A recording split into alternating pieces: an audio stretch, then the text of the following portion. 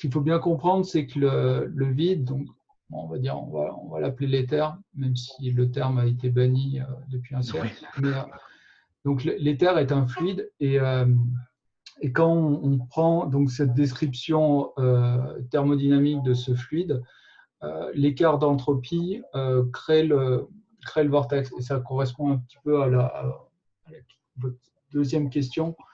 Il faut bien voir que donc, cet écart d'entropie entre entropie interne et entropie surfacique crée la dynamique en double torus Ouais, ok. et qui génère donc ce vortex qui, lui, est à l'origine de la masse qu'on perçoit Indirectement, donc. directement. Oui, C'est comme oui, oui. un fluide qu'on chauffe, etc., par exemple, et donc il y a un gradient de température qui engendre un mouvement. Un mouvement. Oui. Euh, Là, c'est plus un gradient anthropique, donc un gradient d'information qui va engendrer ce mouvement.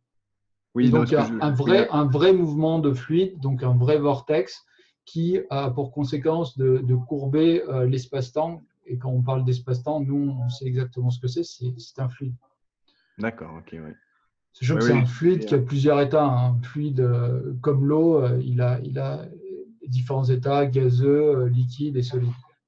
Sachant qu'au cœur du proton, ce qu'on voit, c'est qu'il a une forme plutôt cristalline.